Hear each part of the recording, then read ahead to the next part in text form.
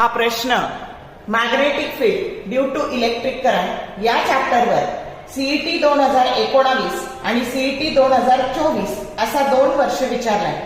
A charged particle is moving in a uniform magnetic field in a circular path of radius capital R when the kinetic energy of the particle is increased to 3 times then the new radius will be option A R by 3, B R by root 3, C root 3 into R and D 3 into R.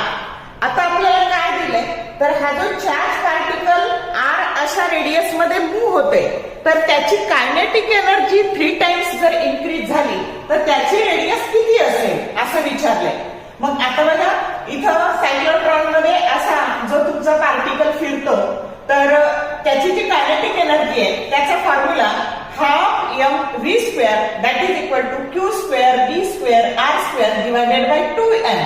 मग आता या kinetic एनर्जीला आपण E म्हणू. या बाकीच्या quantity जर constant असतील तर kinetic energy directly proportional to square of the radius. म्हणजेच radius is directly proportional to the square root of kinetic energy.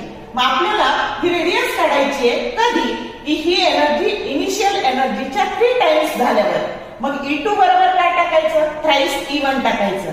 मग हे E1 काय झाले कॅन्सल झाले आणि final radius that is root 3 times initial radius याला R1 म्हणा किंवा नुसतं R म्हणा की जो करेक्ट ऑप्शन काय आहे C आहे. समजलं कसं सोडवलंय. इथं उलट दिलंय तुम्हाला की कायनेटिक एनर्जीतला बदल दिला आणि रेडियस विचारली. जर शॉर्ट व्हिडिओ आवडले लाईक करा, शेअर करा, कमेंट करा.